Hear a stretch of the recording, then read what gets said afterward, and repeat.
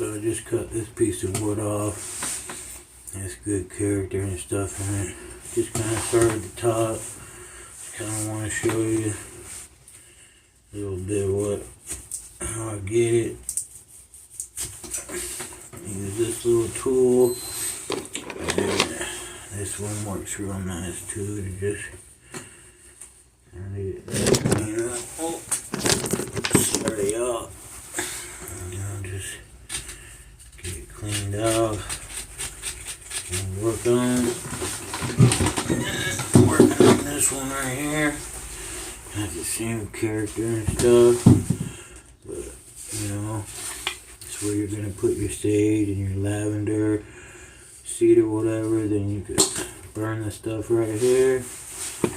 You know, use your feather, smudge.